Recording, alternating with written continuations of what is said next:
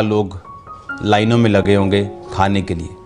और मैं आपसे फिर कह रहा हूं कि ये जो लाइनों में आप देख रहे हो ये एक ट्रेलर है। ये आप फिर, जैसे मैंने कहा था कि ये मीटिंग आप मुझे रिकॉर्ड करना, क्योंकि ये मैं चलाऊंगा। मैं आज फिर आपको ये कह रहा हूं कि मेरी आज की बात रिकॉर्ड करना, मैं इसको चलाऊंगा। आने वाले समय में आपको इतना तैयार रहना पड़ेगा, क्योंकि ये लास्ट वायरस नहीं है, इसके बाद भी चीज़ें आएंगी और वो इतनी भयानक होंगी कि सरकार को सोशल मीडिया बंद करना पड़ेगा, क्योंकि सोशल मीडिया पे उनकी बीमारी की इतनी भयानक पिक्चरें होंगी कि लोगों को अटैक होने शुरू हो जाएंगे, पैनिक, घबरा जाएंगे लोग, और सरकार को सोशल मीडिया बंद करना पड़ेगा। पर बाइबल कहती तुम्हारा मन व्याकुल ना हो। क्यों? क्योंकि शैतान का मसीही लोगों के ऊपर, खुदावंद के लोगों के ऊपर कोई भी अधिकार नहीं। परमेश्वर, बाइबल कहती है, अपने लोगों से आने वाले समय की बातें करता आया। परमेश्वर ने कहा, अब्राहम में से मैं कुछ छुपा के रखूं जो मैं करने वाला हूं। अब्राहम जो मेरा दोस्त है, बाइबल कहती वो अपने दासों पर अपना मर्म प्रकट किए बिना कुछ भी नहीं करेगा। परमेश्वर, जो मैं आपसे कह रहा हूं कि ये सिर्फ एक ट्रेलर है। आने वाले दिनों में लोग बेसिक्स के लिए लड़ेंगे, खाने के लिए लड़ाई होगी, राशन मिलना बहुत बड़ी प्रॉब्लम होगी, लेकिन ये अंतिम दिन होंगे जब कलीसिया उठा ली जाएगी और उसके बाद का ये सीन होगा।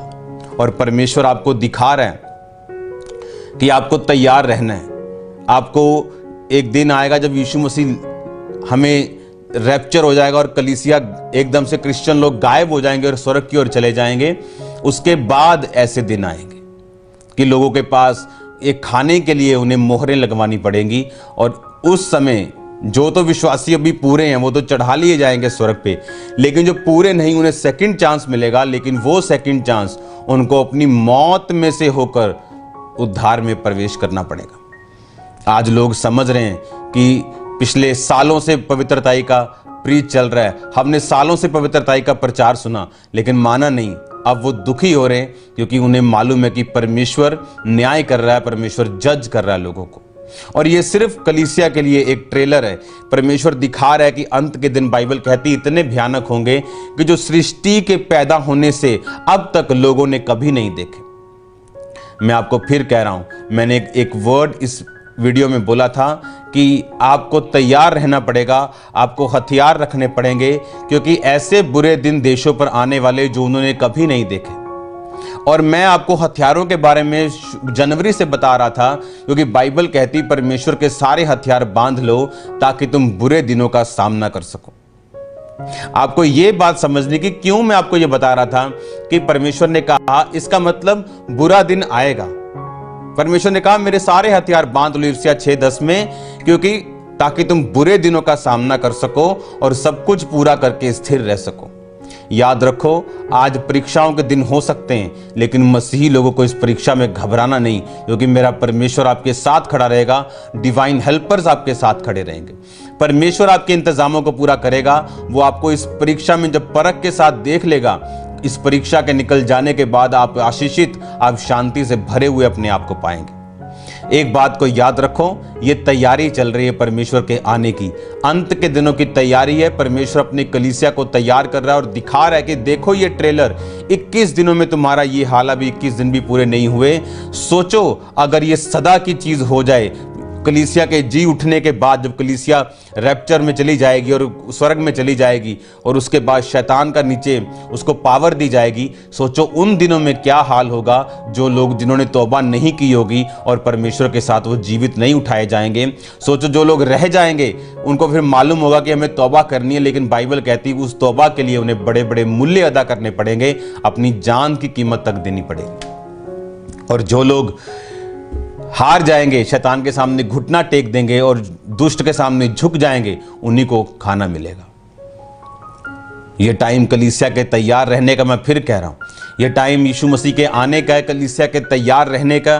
और मैं कह रहा हूं फिर आपसे कि आपको जो, अगर आप तैयार हो तो आप किसी वायरस से डरोगे नहीं, क्योंकि यह आपको नरक में नहीं भेज सकता। और बाइबल कहती अपनी समझ का सहारा ना लेना, वरन संपूर्ण मन से यहोवा पर भरोसा रखना, उसी को स्मरण करके सब काम करना, वो तेरे लिए सीधा मार्ग निकालेगा। अपनी दृष्टि में बुद्धिमान ना होना, यहोवा का भय मानना, बुराई से अलग रहना, इस कारण तेरा शरीर भला चंगा और तेरी हड्डियां पुष्ट रहेंगी। अपनी दृष्टि में बुद्धिमान मत होना, यहोवा का डर रखना, बुराई से अलग रहना, तेरा शरीर भला चंगा और तेरी हड्डियां पुष्ट रहेंगी। ये वचन आपके लिए हथियार है, ये वचन आपके लिए दवाई है, ये वचन आपको सुरक्षित रखेगा यीशु मसीह के नाम में।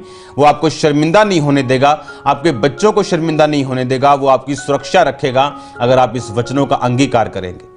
याद रखो, मैंने आपको बताया था कि सुबह उठ के अंगीकार करना, क्योंकि अंगीकार करने का टाइम आ चुका है। बाइबल कहती दाऊद अंगीकार करता था कि मैं नहीं डरूंगा।